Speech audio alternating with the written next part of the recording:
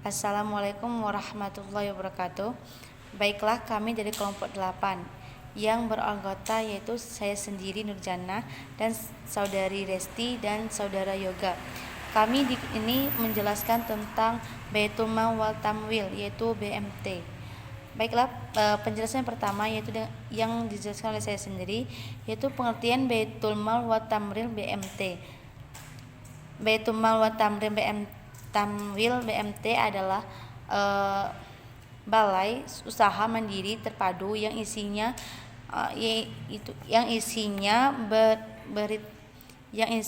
beritikan banyak amal wal tamal dengan kegiatan mengembangkan usaha produksi dan investasi dalam meningkatkan kualitas kegiatan ekonomi,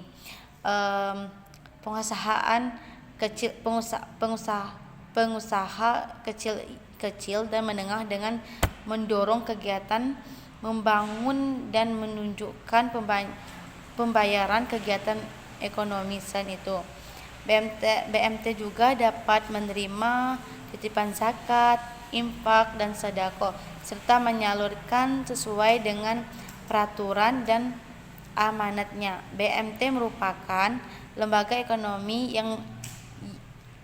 atau lembaga keuangan syariah memberikan yang bersifat informatif karena lembaga ini didirikan oleh kelompok swadaya masyarakat atau KSM. Baitul Mal wa Tamwil ini atau pendanaan kata balai usaha mandiri terpadu adalah lembaga keuangan makro yang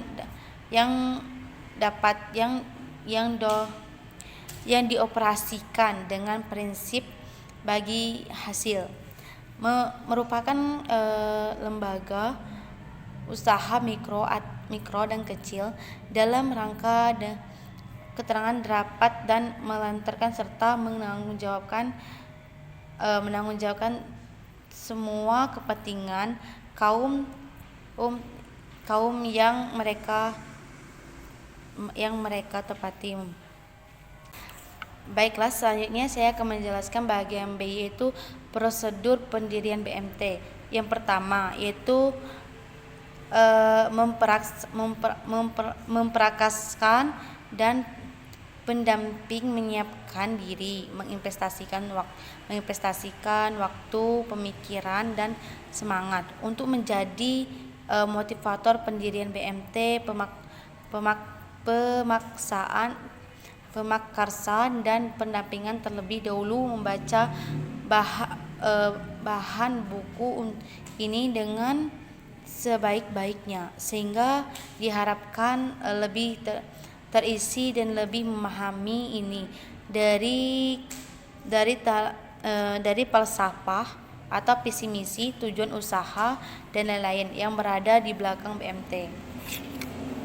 Kedua yaitu setelah ide ini berkembang dan direspon oleh 4-5 orang aktivitas atau motivator, maka carilah dukungan tambahan yang lebih besar, misalnya dari tokoh masyarakat seperti imam masjid atau ulama yang paling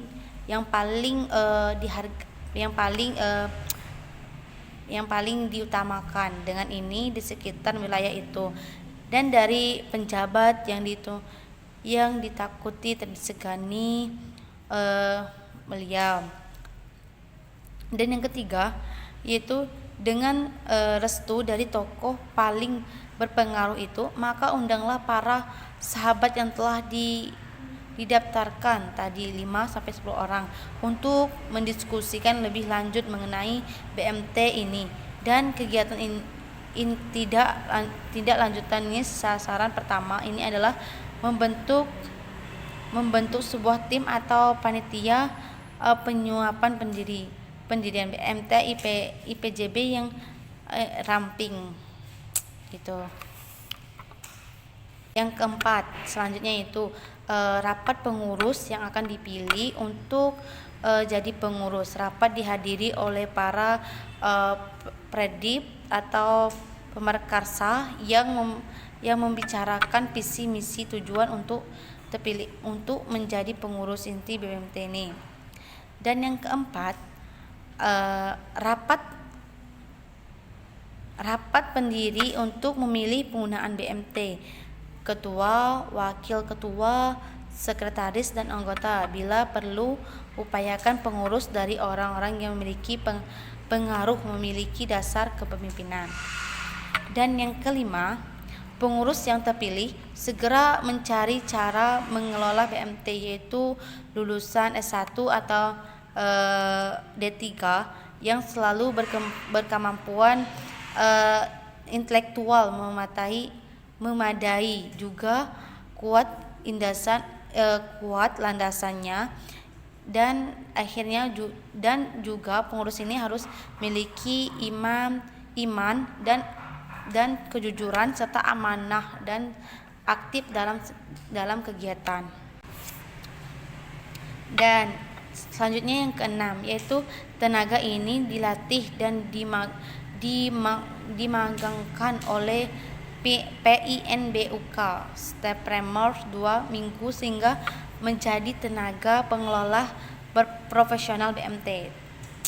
Tanpa ini perlu dipilih dan disetujui oleh para pengurus serta tunduk pada kerjasama yang lain maksudnya. Yang ketujuh, pengurus bersama pengelolaan melaksanakan persiapan serta kantor dan ATK serta forum atau berkas administrasi yang diperlukan sebagaimana yang ditransaksikan oleh PINBUK. Yaitu dengan yang ke-8, yaitu BMT siap yang selanjutnya itu ke-8, BMT harus siap beroperasi. Yang kelima, pengurus bersama pengelolaan BMT membuat naskah kerjasama kemitraan dengan PINBUK setepat dan memperolehkan sertifikat operasional BMT dan PINBUK Pusat GD ICM Center L1 4 biasanya ini untuk pengurus baru dan pengurus lama.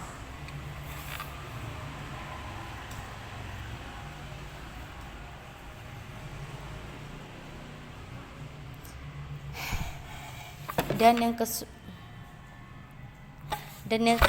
yaitu jika BMT tersebut telah mencapai kekayaan atau asetnya sampai 75 juta, maka pengelolaan BMT segera memohon Badan Hukum Koperasi Jasa Keuangan Syariah atau KJKS kepada Dinas Koperasi dan UKM setempat. Baiklah, itulah penjelasan dari saya materi A dan B. Selanjutnya baiklah, itulah penjelasan dari saya materi A dan B. Selanjutnya akan dijelaskan oleh teman saya, yaitu Resti.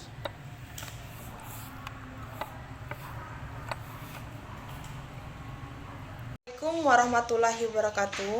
Perkenalkan, nama saya Resti Julianti. Baiklah, di sini saya akan menjelaskan penjelasan tentang kegiatan usaha BMT. Di dalam kegiatan usaha BMT ini dapat menjalankan berbagai jenis kegiatan usaha, baik keuangan maupun non keuangan. Adapun jenis-jenis usaha BMT yang berhubungan dengan keuangan adalah berupa 1. Setelah mendapatkan modal awal berupa simpanan pokok, kemudian simpanan wajib sebagai modal dasar BMT itu. Kemudian selanjutnya BMT mobilisasi dana dengan mengembangkan dalam aneka simpanan sukarela semacam tabungan umum.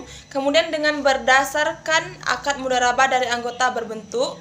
Yang pertama yaitu simpanan biasa. Pada simpanan biasa ini simpanan yang berupa tabungan. Kemudian yang kedua simpanan pendidikan.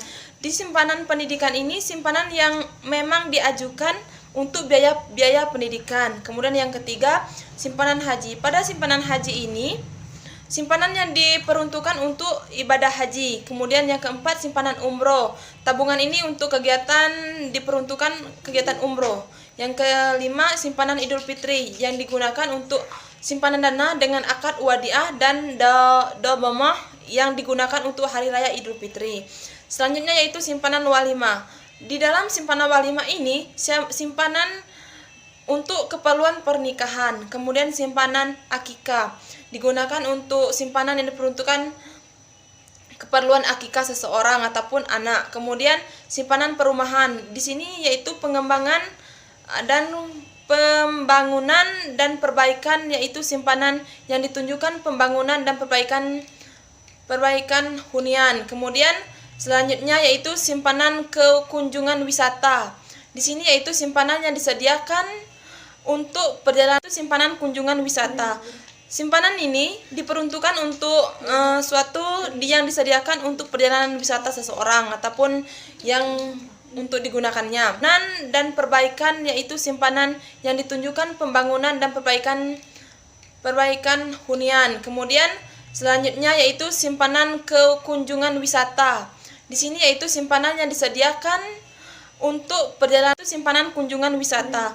Simpanan ini diperuntukkan untuk suatu yang disediakan untuk perjalanan wisata seseorang ataupun yang untuk digunakannya. Kemudian simpanan mudharabah berjangka. Di sini simpanannya berupa deposito dengan jangka waktu 1, 3, 6 sampai 12 bulan. Selanjutnya, baiklah yang kedua yaitu kegiatan pembiayaan atau kredit kecil, bawah atau mikro dan kecil antara lain berbentuk. Yang pertama, pembiayaan mudharabah. Di sini pembiayaan mudharabah, pembiayaan total bersama dengan menggunakan mekanisme bagi hasil. Yang selanjutnya, pembiayaan musyarakah merupakan pembiayaan yang bersama dengan menggunakan mekanisme bagi hasil juga. Yang selanjutnya yaitu pembiayaan BAI, saman ajil adalah pemilikan suatu barang tertentu dengan mekanisme pembayaran cicilan. Yang selanjutnya yaitu pembiayaan qard al-hasan merupakan pinjaman tanpa adanya tambahan pengambilan kecuali sebatas biaya administrasi tersebut. Baiklah, itulah penjelasan dari saya. Sekian dari saya. Wassalamualaikum warahmatullahi wabarakatuh.